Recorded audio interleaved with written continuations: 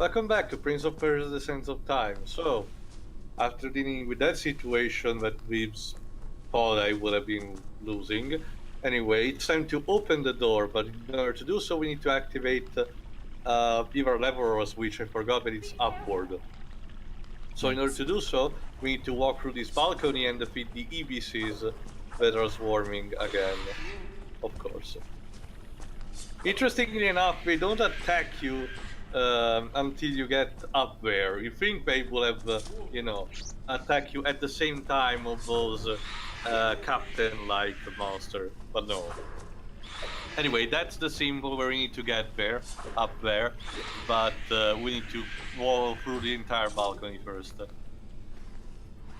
If only the controls... God damn it. Well, you shouldn't die that time. Yeah, thankfully, because I was more surprised than anything, because again, the falling damage in this game is so unforgiving at times. There we go. Now it's just to defeat this one, and we're the... oh god. There we go. The bird was fired that day. Or flipped. Yeah, another thing, I don't know if I mentioned, every time the birds die, after like 10 seconds or something, they give an extra echo for some reason. I don't really know how it works. Farah, I'm trying to get the... yeah. Jesus Christ, Farah. God damn it, not only is she an annoying bitch, she keeps interrupting me. She's like the series Jar Jar Binks. Well, Yeah, I don't think she's racially insensitive. not that bad. Jar Jar was just the comic relief. This one's supposed to be our side Love interest. Yeah. But wait, have you forgotten what George Lucas said? Jar Jar Binks is the key to all this.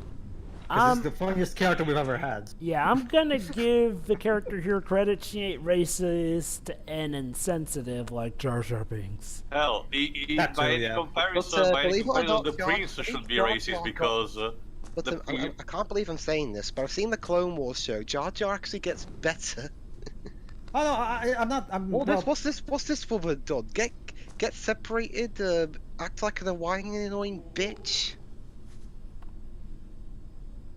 Anyway, by any accounts, the prince should be racist because he's technically, Middle East, but he's voiced by American voice actor with a British accent. That's triply racist.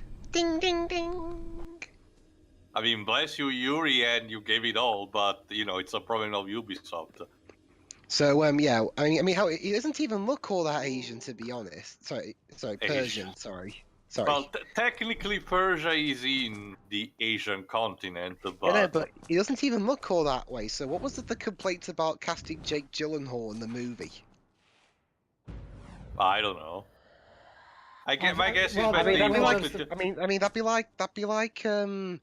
like complaining about Phoenix Wright not being played by a Japanese guy, even though his art doesn't really suggest that he's Japanese. Well, here's the thing, Dwebs. There's also the fact that it kind of screams favoritism in part of Hollywood, because there's not that many popular Asian actors in Hollywood, and maybe the people in charge of the Prince of Persia movie could have taken advantage of the fact that it's called literally Prince of Persia to maybe try to get an unknown, an actual. They had a guy of Asian descent. They had Ben Kingsley in there. See, again. It goes to the basic rule of thumb. If part of a character's character is literally... If part of a character's character is literally based in their race, then that's definitely going to be touchy. For example... Hold on. Let me finish. For example, Phoenix Wright... Well, sign it on a poster. Yeah. For example, with Phoenix Wright, yeah, his character isn't based on being Japanese or American. It just happens to be a nationality based on what localization. For now, with Prince of Persia, well, he's literally the Prince of Persia, so we kind of look like a Persian. It's kind of like with Last Airbender, where, all the different communities were defined partially by their race and stuff. And that got incredibly screwed up. Well, mind you, of all the films I've seen that had the whole whitewashing controversy, in my opinion, the whitewashing was the least of the film's problems. It's not even a Oh, it matter was of still a Like, big seriously, problem, though. yeah, the Last Airbender had that issue, but the biggest problem with that film was the script. Prince of Persia was just boring. sorry. What else was there? Ghost in the Shell. That was fine, but it could have been so much better. It still goes to show, though, that there is definitely a problem in certain cases with whitewashing or just not giving people of color, a chance to properly It actually portray reminds stuff. me, Joby. Did you hear about what's happening with that new Hellboy movie? What about it? Well, apparently one of the characters, there's a new Hellboy movie coming out. Apparently one of the characters is apparently a Japanese guy, or Japanese American. It depends, and I can't remember. Originally, he was going to be played by the guy who played the main villain of Deadpool, but after Oh, the realizing, fake British guy. well, actually he is British, but Sorry, stereotypical. yeah. But when he realised that the role wasn't meant for a white guy, he quit, and they actually got a Asian guy in the role. Interesting. Let me put it in the way that I'm sure you'll understand. Imagine if we made Hollywood made a biopic of like a famous British historical figure, but they got an American to play them. An American who clearly can't play a British accent to save his life. Well, like a lot of American actors. that kind of thing happens all the time in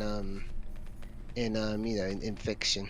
Yeah, but Casting someone of a different nationality to play a different kind of person. I know, but for someone who's supposed to be like a big important figure for the UK, wouldn't you rather have an actual UK person to properly represent the culture? Oh, we have plenty of American people if who the can portray a performance was UK accent. See, I mean, usually it comes down to appearance. Like, well, American and UK, we tend to look alike, and we actually can do good accents of each other's. Some better than others. I mean, Hugh Laurie can perfectly play an American, yeah, but Hugh Laurie is a fucking genius, so it's not like those kind of actors grow on trees. Well, we have plenty of American actors who can do a British accent, and vice versa. Can you name a couple? Let's see, Johnny Depp, Helena Oh wait, never mind, she's British. She's British. Okay. Bad example. Right. Johnny Depp. Oh, we also have. Crap, I forgot his name. But What movie did he play? Johnny Depp? Are you serious? No, the guy you're not remembering the played name. Trying to remember.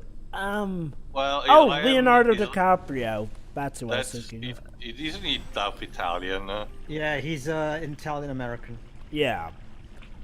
Still partially American, but yeah, he has done a good accent. Well, actually, technically, too, he did do a really good Southern American accent in Django Unchained. There's True, that. true. Mm-hmm. And honestly, as long as you have like a good vocal coach, you can imitate an accent that you're well enough dedicated to. It all comes down to talent and performance, and direction, obviously. Indeed. Problem is that a lot of times Hollywood doesn't bother to check all those free bucks. How ironic And that it's water. more. How ironic that more often you see better acting in that regard in video games. Well, video games, you don't actually see the actor. So it's much easier. Well, depends, Reeves. The Ninja Theory loves to have Andy Serkis face capping every single game. That was only like 2 games, though, wasn't it? Not just that. He's even in Hellblade. Well, to be fair, too, I mean, even if Andy Serkis does a mocap, he won't necessarily have to do the voice acting in general. No, I know. That. Oh yeah. Robert Downey Jr. can also do a pretty good British accent. Anyway, to get Smalley back here, you have seen the tower where we need to get here, and now we just need to get from this courtyard, and then we should be able to get in. Anyway, however, let's just say that the game. Well, first we need obviously to defeat this round of enemies, but let's just say that the game isn't over with giving a bit of surprises to the poor prince, because Again, starting from this game onward, his life goes more and more to the shitter. Poor And guy. again, so for being a story, for being an overarching story based on time travel, despite all the downs that it may got, for example, in Warrior Within, it's a time travel story that surprisingly stay in itself. It doesn't go up above and beyond like say 13.2 tries to do and failing miserably. True, it's not even like a thing like Chrono Trigger, but for what it tries to do, it's not too ambitious, but at the same time not too simple. So there is some kind of balance.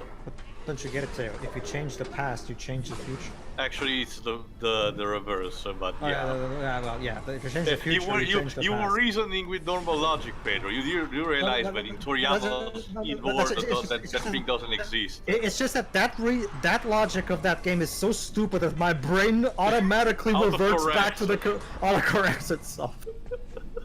Jesus. There was actually a game that I still need to try. One of the last few things, new IPs that Konami did before going full ape shit, called Blades of Time. But I know only that it's a hack and slash, so I don't know too much about it. I got the other one recently that I wanted to try, Never Dead, but that does involve time travel. Anyway, hi Ninja. Actually, that's not my dog. Jova. That's not a dog. That's the squeaking of a cart on the other side of the hall. Okay.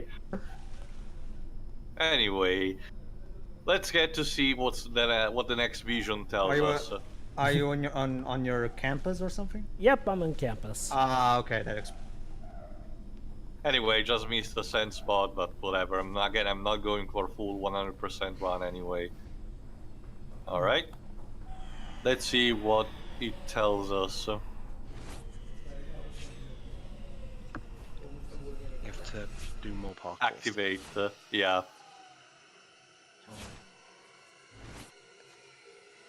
Oh, but that's fantastic. Thank you. Well, We shoot. die. Again, these visions seem to be more dickish as the game progresses. Leaves, have you programmed these? I might have done. Yeah, don't you see, guys? When this game come out? That's why the prince has the British accent. You specifically asked to introduce us. When this game come out? The early 2000s, it was a launch title for the PS2, I think. I'll check.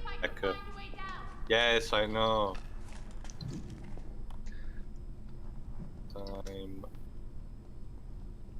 Hold on, that's the movie. Open the gate, but there's another one on the other side. Mm-hmm. There's a staircase. I'll meet you in the courtyard down Oh my below. god, would you please shut the fuck up? I hate this woman. Still prefer her over Jar Jar, Pedro?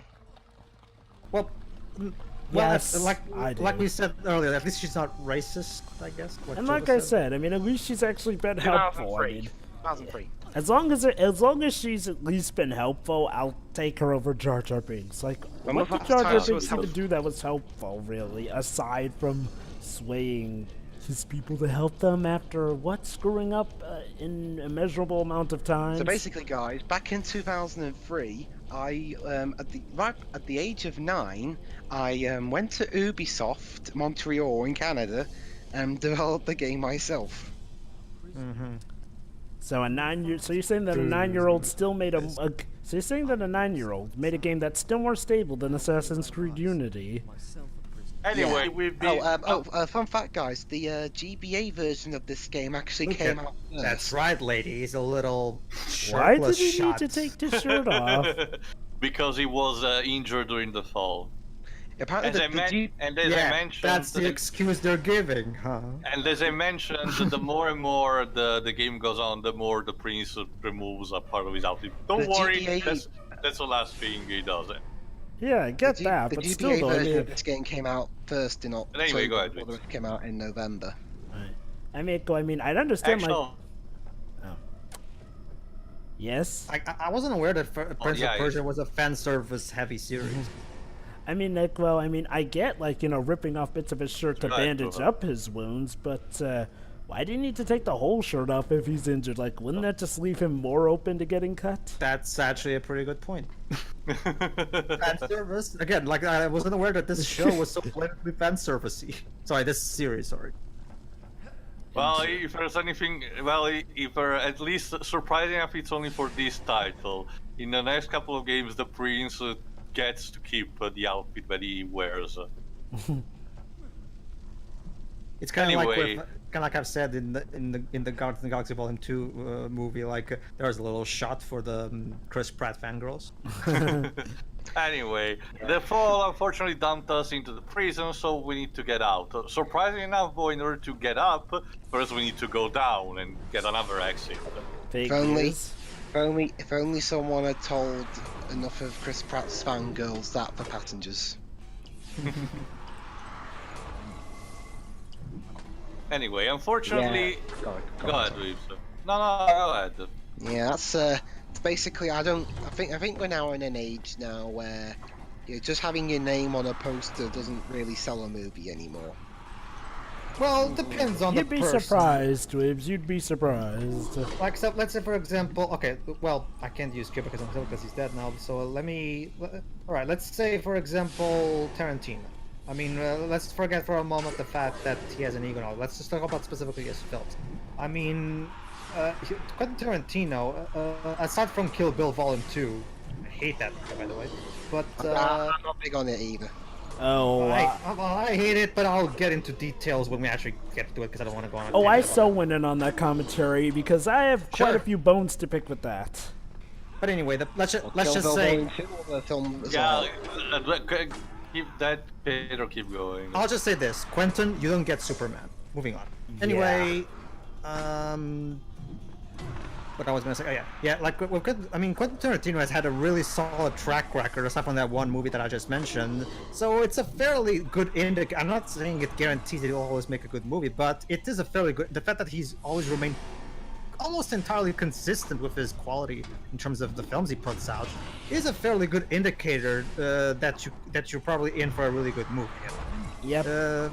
I mean, it's kind of it's kind of a pattern. You see, it's kind of like let's say okay, let's pretend we're in the 1950s. For example, Fast and Glory comes out. That's a brilliant anti-war film. After that, we have Spartacus, regarded as one of the best shot period war films ever. After that, we have Doctor Strangelove, one of the most subversive comedy films. Like you're starting to see a pattern here.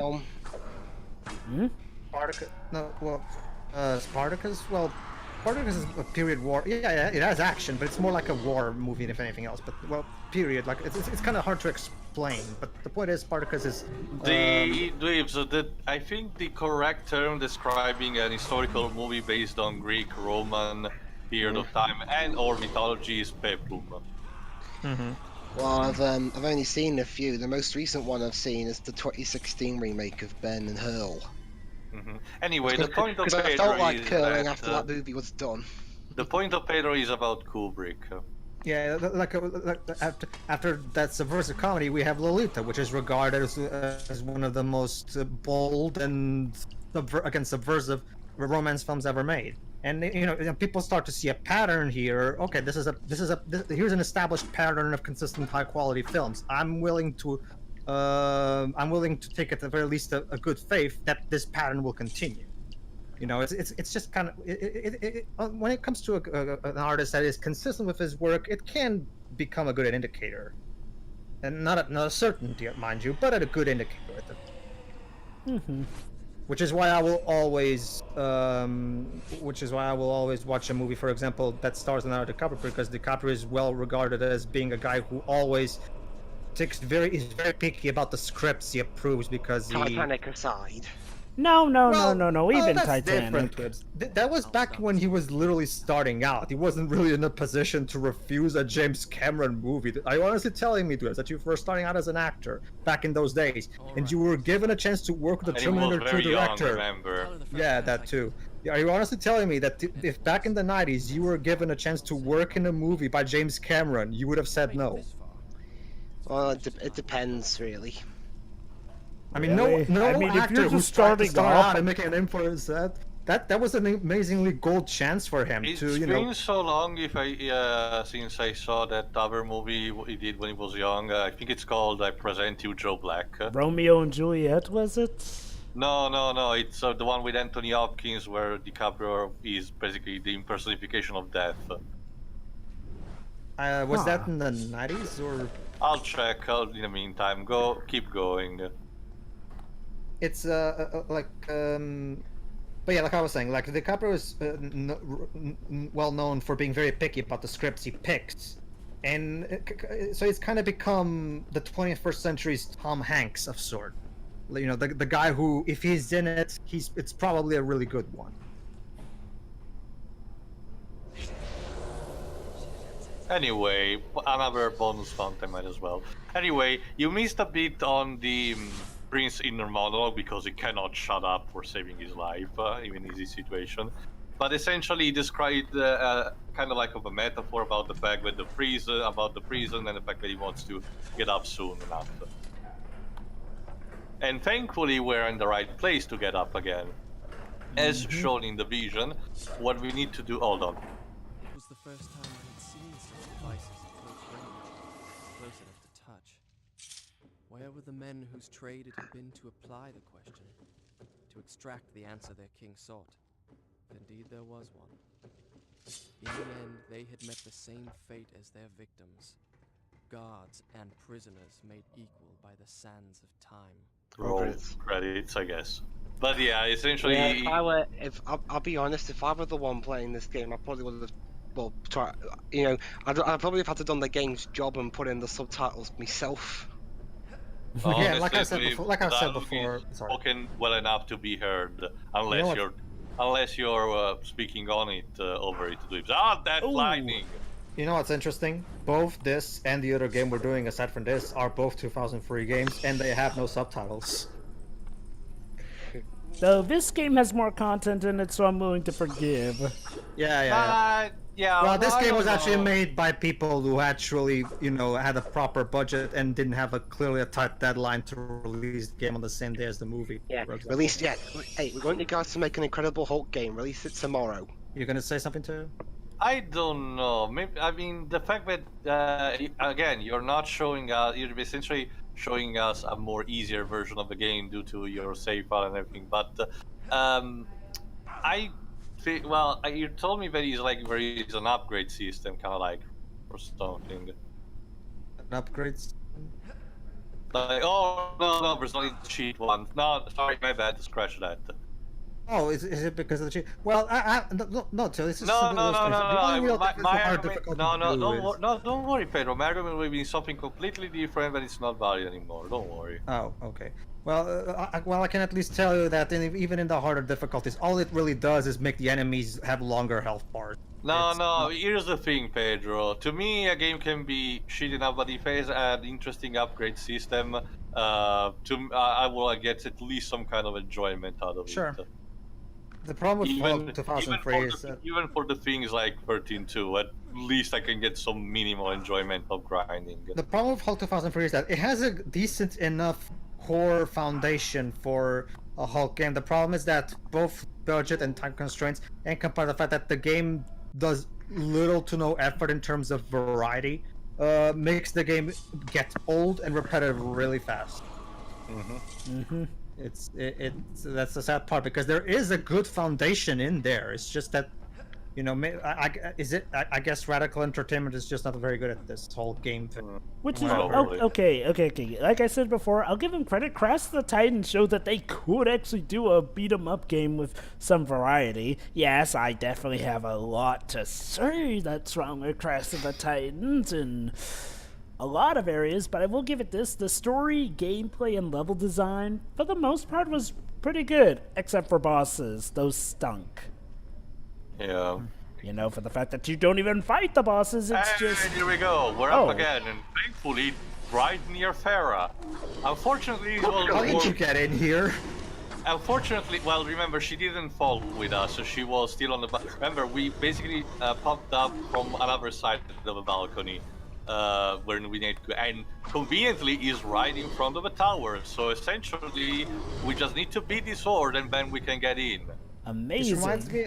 It reminds me of the knack games where we as knack take this big, complicated platforming pathway that requires a lot of high jumps, and then when we get to the top of the mountain, suddenly our human companions are there mysteriously, like waiting for us. Well, here's the thing: we had to get moving down under the surface, but technically we're not that far from we fell off. We just moved underground for a bit.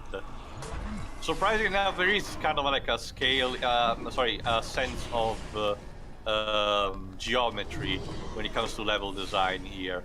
Unlike other games, for example, like Remember Me, where you just jump from place to place and you don't really know how these things are connected. Unfortunately, as I was about to mention, this is probably the third most ballsy battle in the entire game, because you get a lot of these dudes with a hammer that tend to be very unpredictable and tend to get that stupid sweeping move that just knocks you down. And if Farah will stop shooting accidentally at me, it will help. Thank you. Yeah, again, I can count on like one hand the times she's actually been helpful. Remember, Dweebs, she's been shooting at us. This instant is only for gameplay, and if you're both positioned wrong and the AI decides to shoot. Because she doesn't have a clear pattern on when to shoot, and obviously you need to be in front of her for her to shoot accidentally at you. So it's also part my fault, but that doesn't see an excuse for friendly fire like that to be turned on like fucking Battletoads. I know, right? And once again, if you leave Farah for like 5 seconds, enemy will probably start attacking her, so you need to stay close. It's not like you have to babysit her, it's just you have to babysit the enemy, essentially. I think I even lost, I forgot if I even lost one of these parts, one of these, but I forgot if I recorded, but I definitely lost at least one time for this. But don't worry, I skip practically every time, major times I've been dead, otherwise we'll be here like for all day or something. There we go. I think these three are the last one, guys. But unfortunately, don't have any more sands. That means, there you go, but I died. That didn't happen. Oops. But don't worry, I cut, I think, yeah, there we go, I cut immediately after I was. Still with an inch of life. I like how the princess. Oh wait, no, that's not how it happened. Whatever. Yeah, that's what I said. The other part, Jova. You can get hilarious situations where.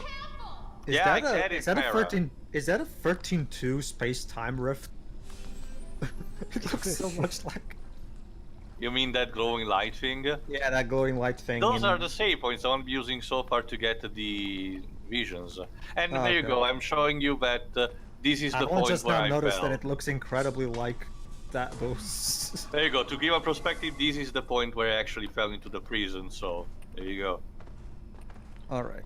Anyway. Going down the stairs. Yeah, here you go, Jova. We can get another situation if the prince keeps falling into a trap for one time at the end of it, because remember, he's narrating all of this. Anyway, this showcases what to do inside the tower.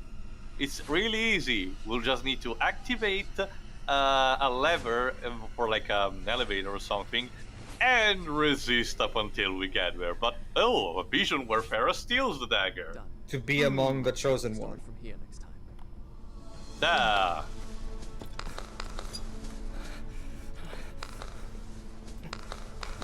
It's all right. It's me. You know, you seeing you doesn't make me feel any better. Look, at last we Tower of That camera angle though. Notice my directing. Anyway, we'll get into the tower and hopefully at least getting close to finish the game in the next part. See ya. Okay, that's here.